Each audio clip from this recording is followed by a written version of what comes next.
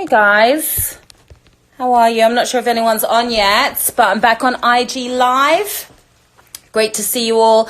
I hope everyone's making it through tough times right now, right? But hopefully you're all remaining positive, feeling good. We're going to get through this together. And I think one of the things we need now more than ever is access to credible information, right? From credible people. There's been a lot of misinformation out there, a lot of rumors, mistruths, and confusion as well. So tonight, right now, I'm going to be speaking to somebody who's really on the front lines of all of this.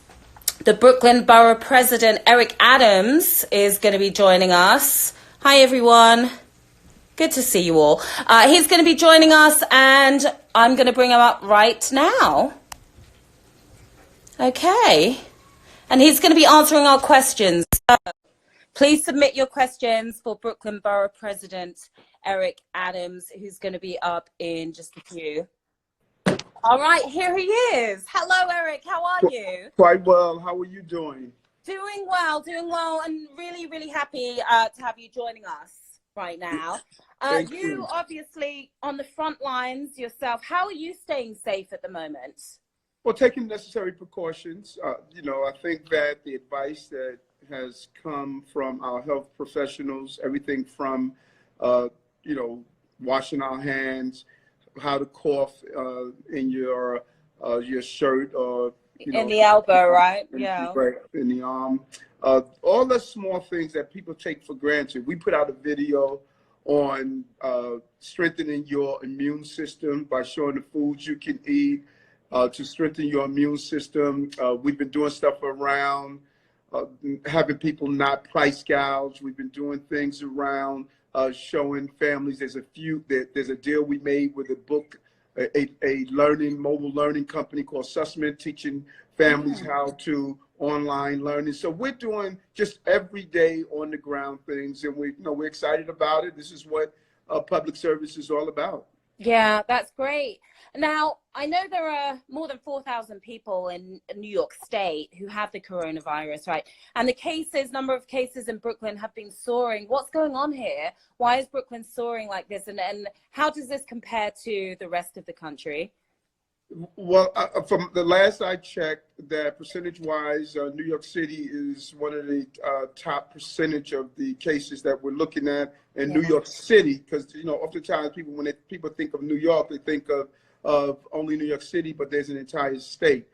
In New York City, the city of New York, we have 3,600 cases, 3,615 cases. And Brooklyn, which is the largest borough out of the 5 boroughs in New York City, we have 1,030. Now, that needs to be an asterisk, I believe, because at one time, testing was so difficult.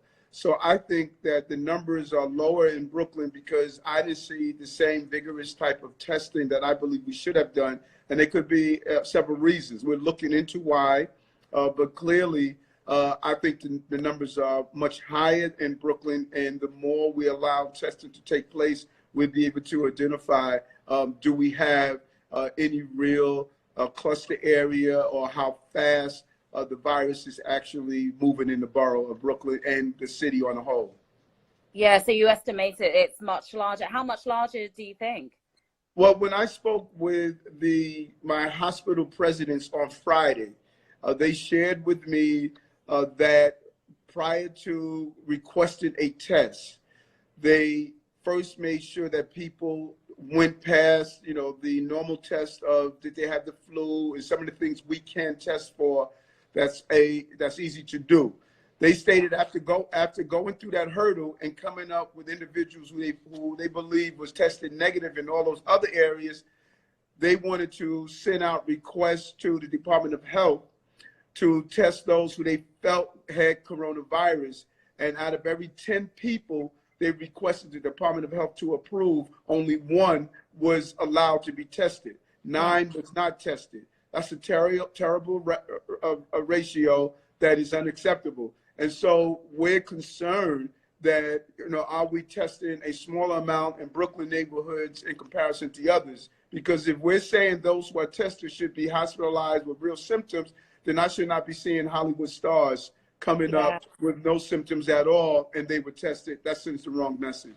Yeah, certainly. So how do people get tested? There's a lot of confusion because we're hearing about the testing being ramped up, etc. But how do people get a test if they feel they've been exposed or they have some symptoms?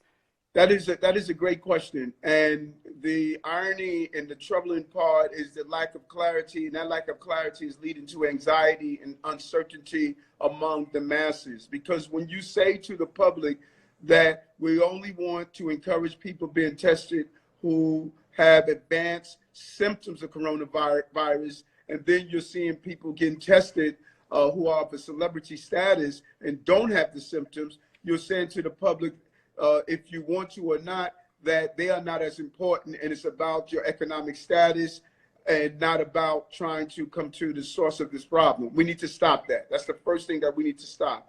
The second, the Department of Health at one time, as of last week, they had to approve everyone who would receive the test based on their criteria, based on the CDC criteria. I don't know, and I don't believe they were adhering strictly to that criteria.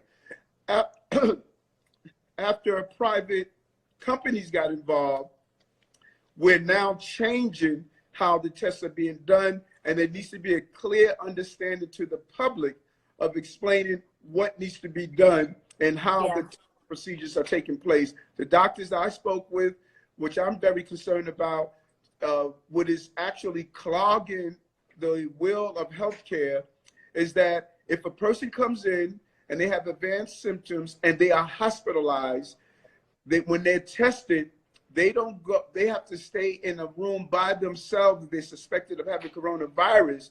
And then if it's determined they do have it, they can join the room with another person with coronavirus. But if they don't, they have to stay in a hospital room alone. It takes now, in many cases, 4 to 5 days to make that determination. That is what's clogging up, and that is what's creating a crisis in our healthcare system. Wow. So how dire, if you can put it in perspective for us, how dire is this situation? Because you have your people who are definitely freaking out and terrified. On the flip side of that, you also have a lot of people who aren't taking this seriously. So can you put it in perspective for us right now, please? It's a big mistake to not take this seriously. This is real. You know, I remember as a kid when they used to do these drills and say, this is not a test. Well, you know what? This is not a test. This is not just government make-believe saying we just want to have everyone panic. And the goal is not to have people panic, but to take it serious. We're talking about lockdown of the entire cities, staying at home, quarantine in place. These are real conversations. It's something we're not used to in America. The reason you saw China get this under control so rapidly is because China has a different form of government. In America, we like our freedoms. We like to be able to move about the way we want. It's built into and is baked into our theme of democracy. But at this moment, we're going to have to give up some liberties because I believe we're going to come to a place in a very short time where it's going to be mandatory. If you don't, for non-essential movement, you are going to have to be home inside your house. And that is a serious call. Okay, it looks like the video froze for a second. Oh, you're back. Okay, yes. we missed the last part. You were talking about the mandatory quarantine because, I know the mayor, de Blasio, has been talking about this. And then Governor Cuomo said that's not going to happen. But you do believe this is something that we might need to put in place? Yes, and I don't think the governor actually said it's not going to happen. He may be at the point it's not time for it to happen yet. Got it. But I strongly believe we are days, if not weeks, away from something like that happening the way it's trending. And once we start testing at the capacity that I believe we need to be testing, I think we're going to reveal that this virus is more than what we think it is and is moving at a rate that is really challenging to wrap our hands around.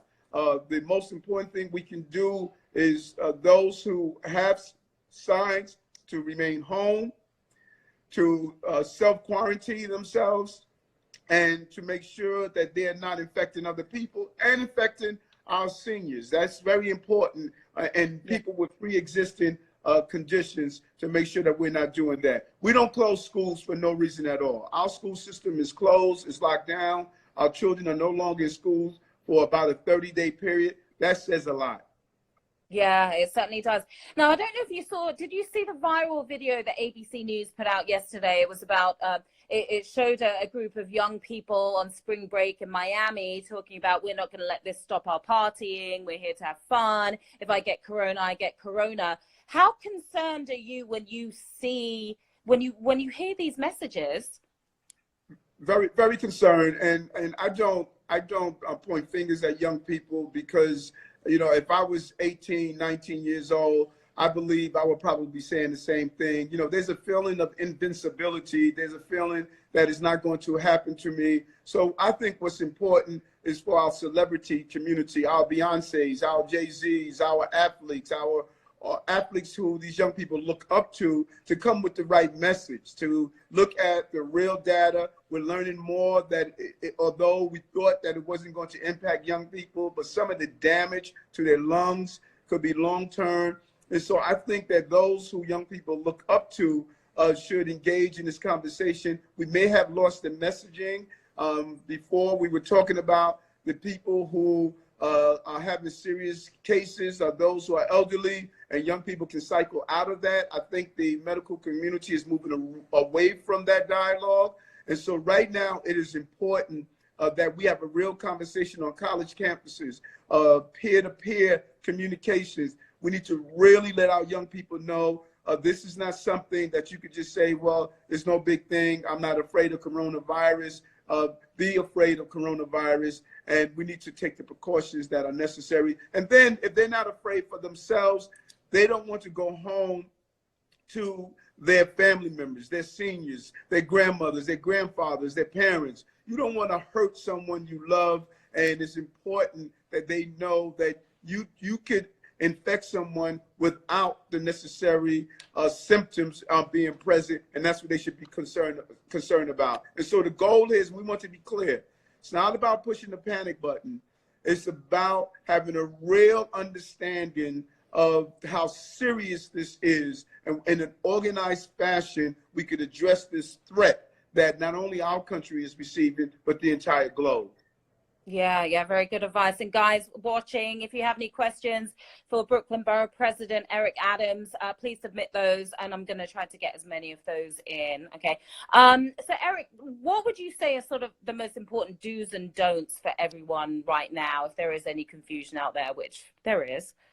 Yes, it is. There's a lot of confusion, and we need to be a part. And I want to commend you so much for doing this live, Instagram Live, because others should do this. You know, bring in folks who are on the ground and have these real conversations. You know, you have a great following, and they're going to tune in and listen to an exciting conversation about a real issue.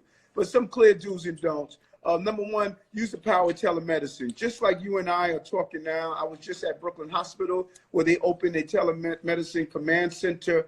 Telemedicine is powerful. If I was a doctor and you were a patient and you called me and I communicated with you, I can look at you, I can hear what you're saying, I could tell you to use a thermometer to check your temperature, to get indicators, and I could give you good advice.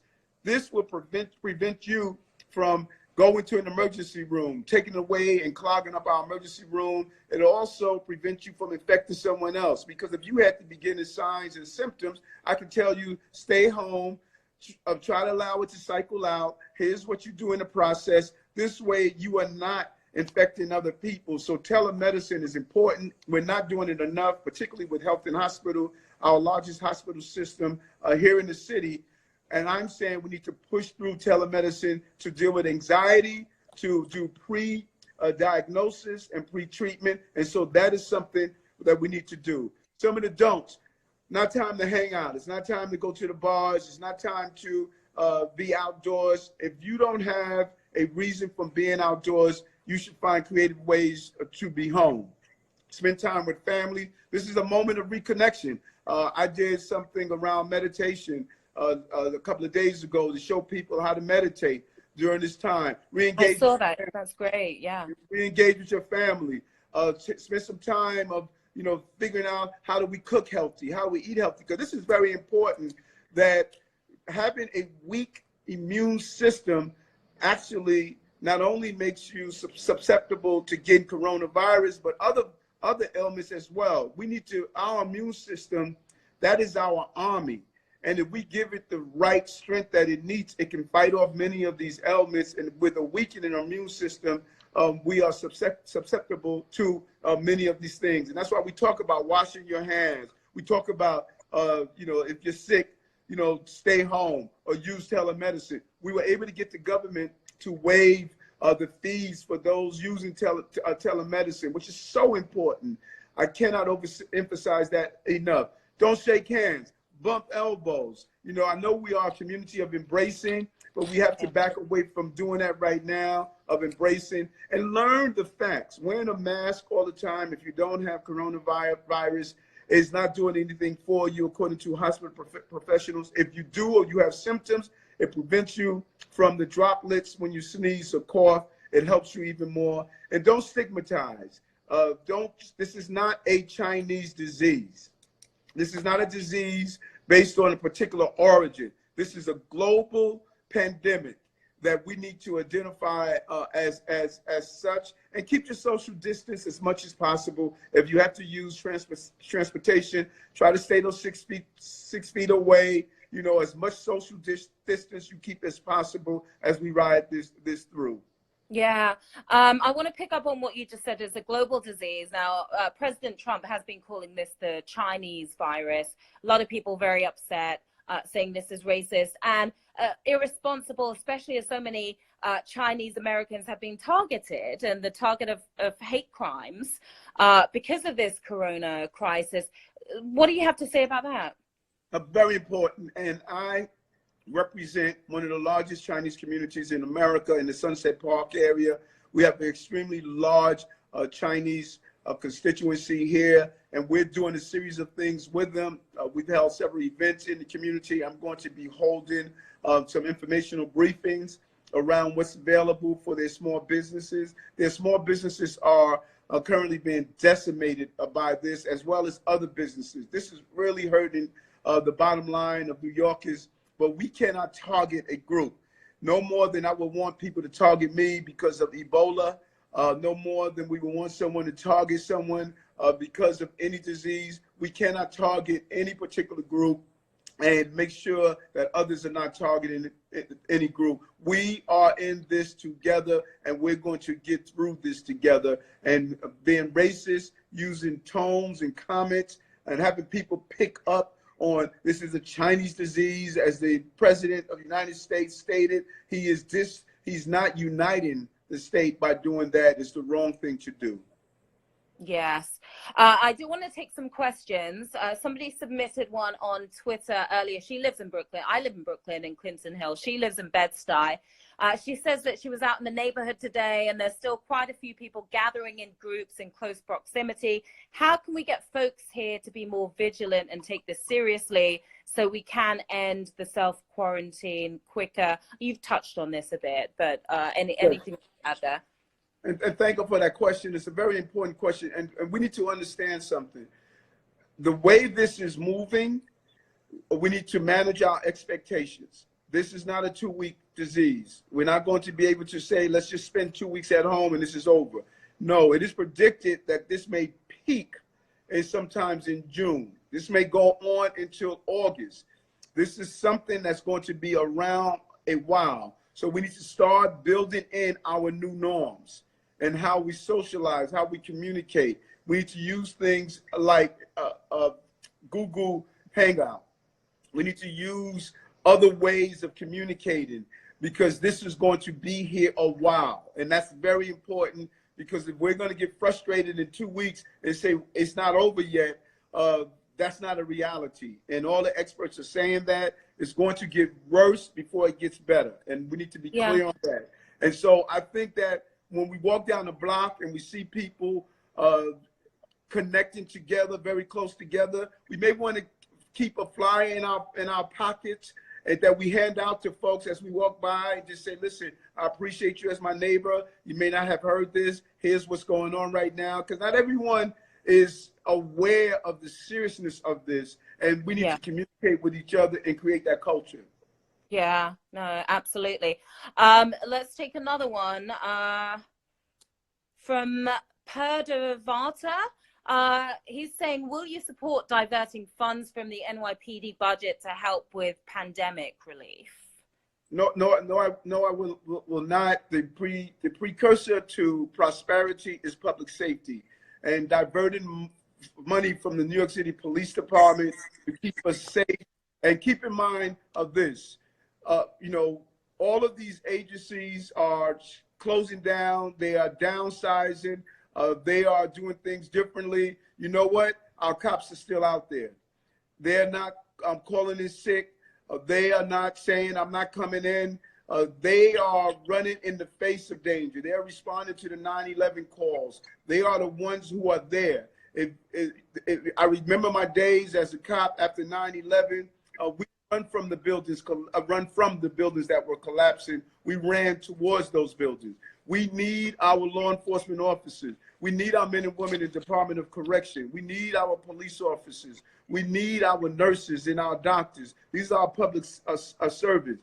We need to find the money to go to addressing the coronavirus issue, but we cannot take away from the most important tool we have in this city and in this country, and that is we must be safe in the process of doing so, because if we don't ensure that we're safe, we're going to create another crisis in addition to that. So I say let's thank our men and women that are police officers who are putting themselves in harm's way, who are leaving their homes every day and leaving their families without the certainty that they too will not contract coronavirus. They're not walking around with masks on. They're not treating people differently. They're carrying out their jobs, and that's commendable, and I'm proud of them.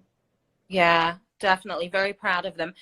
What would you say individuals can do? Because so many of us are self-quarantined right now. We see that there are a lot of people out there in need. Maybe it's somebody elderly who can't get to the store to get food and supplies. There are a lot of people who really want to help, but it's hard when you have to think about the social distancing and the quarantining. That's a great question. And, you know, and I want to just take time out to just say how proud I am of my staff here at Borough Hall. You know, those who wanted to be off, they were allowed to be off. I would not deny anyone from being off or staying home with their families. Several asked, and we did that. But at the same time, a large number of my staff were here. We were receiving 100 calls a day. Because remember, because coronavirus has been introduced in our city, did not mean crises of everyday living left our city. We're still dealing with the everyday crises of life in this city and in this borough. And my team did an amazing job as we got clarity on what to do. We're going to transition to 25% of our staff is going to be here on site. The other 75%, we're able to operate at home now that the technology is becoming available what we want. But those of us who are not on site are also asking, how do I volunteer? What do I do to give back? So there are ways of delivering food to our seniors who are home, can't get out. We need New Yorkers to volunteer with very clear instructions how to do it. You could deliver a package to a home, put it on the doorknob and leave and let the senior come and open the doorknob to get the food. You can wear plastic gloves. There are things we do to participate because we're going to need information. We're going to need people giving back in a very real way because we have a large number of seniors who don't have family members, don't have loved ones. They're no longer in senior centers. They're no longer going to adult daycare. So you can even Skype, teach a senior how to Skype and talk with them because we're concerned about the social determinants of health states that loneliness is a contributor to the negative impact of one's health. And if our seniors feel lonely, it's going to contribute to this healthcare crisis we are experiencing. So teach a senior how to use their phone to Skype. Check in on them from your home, call them, ask them how they're doing, play a game with them, do something to engage them to keep their minds going because you and I know staying at home for hours on a time is difficult. So imagine staying at home for weeks on a time. This is a real impact, and I think that we can volunteer and give back, not only from where we are, but also for those of us who want to go outdoors, we can do it in a very organized, safe manner and give back. We need New Yorkers to volunteer the same way we did when we went through other tragedies of this, not this proportion, but tragedies in particular. Very, very good advice. We do have a question from Stella, who's asking, will there be a freeze on rent? Because I know when it comes to mortgage payments, some of those are going to be delayed for 90 days, right, for people who have been affected. Anything on the rent situation? And I assume she's talking about freeze on rent and increase in rent. I'm sure she's not talking about freeze on paying one's rent, because it would be unfair to tell a landlord that has a 3 or 4 family house that they're going to freeze for 6 months in paying the rent, because that's how the landlord pays his or her mortgage. Yeah. If we can get mortgage companies to put some type of in abeyance the mortgage payments until they can be, after this situation is stabilized, that would be great. We're looking for creative ways like that, but I would not tell a small property owner, 2, 3, 4 families, that they're not going to get their rent in 5, 6 months. That would be unfair for them, because no one is stopping their payment of gas, heat, hot water, all of these things. So we need to be really responsible for the people who are trying to overcome this difficult time as well as individual people. Very true, very true. Now, this is really sort of a 2-part crisis, right? Public health and then economic, and it's sort of like we'll be dealing with the economic after the fact. How long do you foresee this going on until life gets back to normal? Will it ever get back to normal? That is such an amazing question. I believe that we're entering into a place of a new norm. I believe that we're going to come out of this stronger. As we saw during the Great Depression, there were laws put in place and we changed how we move through life. There were a lot of regulations that were put in place that forced the city to recognize what we had to do after the Great Depression. I think this is the Great Depression on steroids. And when we come through this, I believe that there are going to be new rules and new procedures.